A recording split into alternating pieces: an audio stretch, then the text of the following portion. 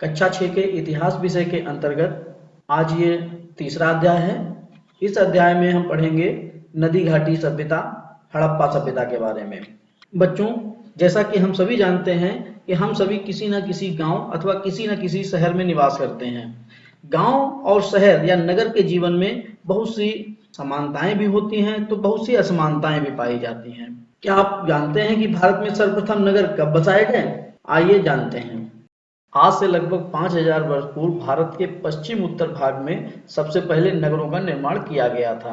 मानचित्र में ये स्थान जो आप देख रहे हैं, ये इलाका, ये भारत का पश्चिम उत्तर भाग कहलाता है और इसी क्षेत्र में भारत में सबसे पहले नगरों का निर्माण प्रारंभ किया गया था। ये नगर आज के नगरों की भांति ही सुनियोजित तरीके से बसाए गए थे। बच्चों, विश्व की सभी प्राचीन सभ्यताएं किसी न किसी नदी के किनारे बसाई गई थी। ऐसा इसलिए होता था ताकि मानव को अपने पीने के लिए और कृषि के लिए पानी की उपलब्धता बनी रहे। भारत की यह नगरीय सभ्यता भी सिंधु नदी के किनारे विकसित हुई थी। इसी के दोनों किनारों पर यह नगरीय सभ्यता बसाई गई थी। नदियों के किनारे सभ्यता का विकास होने से कृषि के लिए पानी की पर्याप्त उपलब्धता रहती थी, जिससे अन्न उत्पादन अधिक मात्रा में होता था। इन नगरों में अन्न उत्पादन अधिक होने से बहुत से व्यापारों का उदय हुआ। नदी के मार्ग से एक स्थान से दूसरे स्थान तक सस्ता, सुगम और सुरक्षित व्यापार संभव होता था। व्यापार प्रारंभ होने से नगरीय जीवन में कृषि की अपेक्षा काम धंधों को अधिक महत्व मिलने लगा। बच्चों, ये हम सभी जानते हैं कि शहरों में कृषि की अपेक्षा काम धंधों को अधिक महत्व दिया जाता है। उसी प्रकार इन नगरों में भी कृषि की अपेक्षा काम धंधों को अधिक महत्व दिया जाने लगा था, व्यापार को अधिक महत्व दिया जाने लगा था। अतः काम धंधों के विकास, प्राकृतिक कच्चे माल की उपलब्धता और उससे निर्मित वस्तुओं ने इस नगरीय सभ्यता को बहुत उन्नत बनाया। आज हम इसी नगरीय सभ्यता के बारे में अध्ययन करेंगे।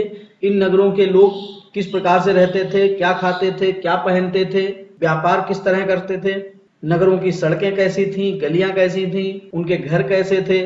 आज हम इन्हीं सभी बातों का अध्ययन करेंगे। तो शुरू करते हैं आज का टॉपिक। सब्सक्राइब करें हमारे YouTube चैनल को और नए वीडियो के नोटिफिकेशन पाने के लिए बेल आइकन को जरूर दबाएं।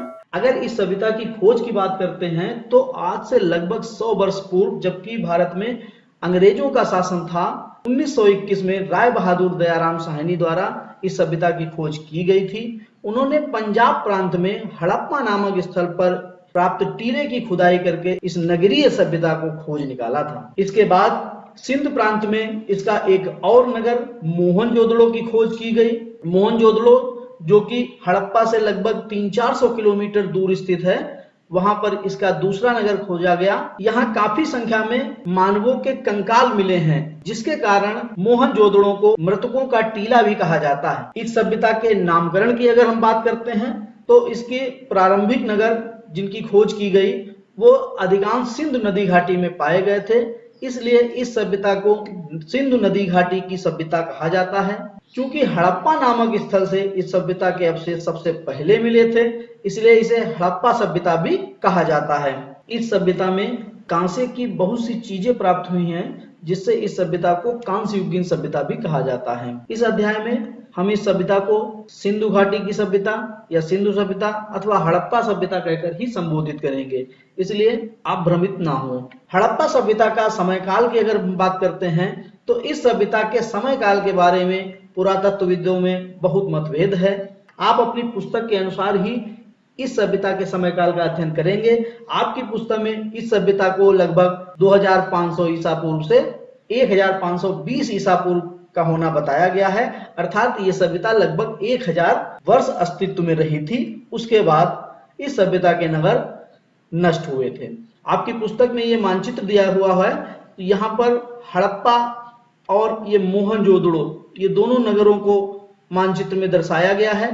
हड़प्पा सभ्यता का विस्तार। वर्ष 1921 में इस सभ्यता का पहला स्थल खोजने के बाद धीरे धीरे आगे जब और खोज हुई तो पता चला कि इस सभ्यता के एक दो नहीं बल्कि कई शहर हैं, जो कि एक खास बड़ी नदी सिंधु नदी और उससे मिलने वाली दूसरी छोटी नदियों की घाटियों में बसे थे। यह सभ्यता अपने समय की विश्व की सभी प्राचीन सभ्यताओं में सबसे विस्तृत थी। इस अध्याय में आगे आप विश्व की कुछ प्रमुख सभ्यताओं के बारे में भी जानेंगे। उन सभी सभ्यताओं में यह हड़प्पा सभ्यता सबसे विस्तृत थी। इस सभ्यता के क्षेत्र वर्तमान में अफगानिस्तान, पाकिस्तान और भारत में फैले हुए हैं। हड़प्पा सभ्यता के स्थल। अब तक इस सभ्यता के लगभग 1400 से अधिक स्थलों की खोज की जा चुकी है। इनमें से कुछ स्थल महत्वपूर्ण हैं जिन्हें आपको पढ़ना है। पहला है हड़प्पा, जो कि वर्तमान में पाकिस्तान में है। स्वतंत्रता से पूर्व भारत और पाकिस्तान दोनों मिलकर के भारत हुआ करते थे, परंतु स्वतंत्रता प्राप्ति के बाद यह स्थल अब पाकिस्तान में स्थित है। मोहनजोदड़ो, ये भी पाकिस्तान में है। रोपड़, ये भारत के पंजाब राज्य में पड़ता है। इसी सभ्यता का एक और स्थल है कालीबंगा, जो कि भारत के राजस्थान राज्य में है। लोथल, ये भारत के गुजरात राज्य में पाया जाता है। और दायमाबाद, ये भारत के महाराष्ट्र राज्य में स्थित है। इन 6 स्थलों को आपको पढ़ना है। भारत में इस सभ्यता के सबसे अधिक पुरास्थल गुजरात में पाए गए हैं। हड़प्पा सभ्यता के नगर संरचना की बात करते हैं। इस सभ्यता के नगर एक निश्चित योजना के अनुसार बनाए गए थे। यह मुख्यतः 2 भागों में विभाजित होते थे। एक पूर्वी भाग होता था, दूसरा पश्चिमी भाग। यह मोहनजोदड़ो का पूरा स्थल है। ये आप ऊपर की ओर एक टीला देख रहे हैं, ये इसका पश्चिमी भाग होता था और ये बड़ा सा ये इसका पूर्वी भाग होता था। हड़प्पा सभ्यता के नगरों में सड़कें सीधी होती थी, जो कि एक दूसरे को लंबवत या कहें समकोण पर काटती थी। बिल्कुल सीधी सीधी सड़कें हुआ करती थी और सड़कों से छोटी छोटी गलियां काटी जाती थी। सड़कों के किनारे पक्की नालियां बनी होती थी, जिन्हें कि ईंटों से ढक दिया जाता था, जिससे कि उनमें गंदगी ना हो। हर घर की नाली सड़क की नाली से मिलती थी। सड़क की नाली एक बड़े नाले में मिलती थी। प्रत्येक नाली में हल्का सा ढाल दिया जाता था, जिससे पानी आसानी से बह सके। इससे इस सभ्यता के लोगों की सफाई के प्रति जागरूकता का पता चलता है। इस सभ्यता के लोग सफाई के प्रति बहुत जागरूक हुआ करते थे। सिंधु सभ्यता के शहरों में पक्के घरों के अलावा बड़े बड़े गोदाम अर्थात अन्नागार पाए गए हैं। इन अन्नागारों में अतिरिक्त अनाज को रखा जाता था। हड़प्पा सभ्यता की इमारतों की बात करते हैं। सिंधु सभ्यता की खुदाई में शहरों में कई तरह की इमारतें मिली हैं, जो कि आयताकार आकृति में बनी हुई हैं। कई 2 मंजिला घर थे तो कई छोटे छोटे घर भी पाए गए हैं। प्रत्येक घर के बीच में एक आंगन हुआ करता था। आंगन के चारों ओर कमरे बने होते थे, 3, 4, 5 उनकी संख्या हुआ करती थी। प्रत्येक घर में एक रसोई घर, शौचालय और स्नानागार का उचित प्रबंध किया गया था। देखिए, आज से 5000 वर्ष पूर्व लोग स्वच्छता के प्रति कितने जागरूक हुआ करते थे कि उनके घर में शौचालय भी बना हुआ करता था। यहाँ पे देखिए एक मकान का चित्र दिया गया है और उसमें आंगन भी दिखाया गया है, शौचालय बना हुआ है, कुआं है। ये लोग छत पर जाने के लिए सीढ़ियों का इस्तेमाल करते थे। ये एक 2 मंजिला मकान का चित्र है। इन घरों को बनाने में पक्की ईंटों का प्रयोग किया जाता था। आपको बता दें, इनकी छतें जो हुआ करती थी वो लकड़ियों की बनाई जाती थी, जबकि दीवारें जो थी वो पक्की ईंटों की बनी हुआ करती थी। इससे हमें ये ज्ञान प्राप्त होता है कि उस समय ईंटों को पकाने की भट्टियां यानी भट्ठे हुआ करते थे। मोहनजोदड़ो से एक पक्का विशाल स्नानागार भी मिला है। ये चित्र आप देख रहे हैं। इसके चारों ओर कमरे बने हुए थे। आप सोच सकते हैं ये कमरे क्यों बनाए गए होंगे। स्नानागार में उतरने के लिए 2 तरफ से सीढ़ियां दी गई थी। और आपको जान के आश्चर्य होगा, ये उस समय का विश्व का सबसे बड़ा स्नानागार हुआ करता था। ये मोहनजोदड़ो से प्राप्त हुआ है। आइए हम जानते हैं हड़प्पा सभ्यता के लोगों के रहन सहन के बारे में। अगर वस्त्र की बात करते हैं तो हड़प्पा सभ्यता के लोग सूती और ऊनी दोनों प्रकार के वस्त्र पहनते थे। इस सभ्यता में हमें कपास के साक्ष्य प्राप्त हुए हैं और ये माना जाता है कि कपास का उत्पादन सबसे पहले सिंधु सभ्यता में ही किया गया था। अगर हम यहाँ के लोगों के भोजन की बात करते हैं तो यहाँ के लोग गेहूं, जौ, कपास, मटर, तिल और चावल की खेती करते थे।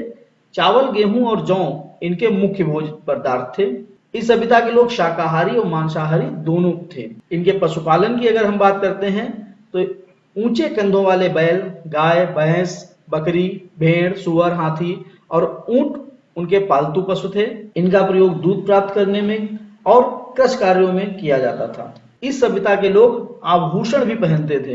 हार, कंगन, पाजेब अर्थात पायल, बाली और अंगूठी उनके प्रिय आभूषण हुआ करते थे। चहुंदड़ो नामक स्थान से मनका बनाने का कारखाना प्राप्त हुआ है। यह हड़प्पा सभ्यता के आभूषणों का एक चित्र दिया गया है।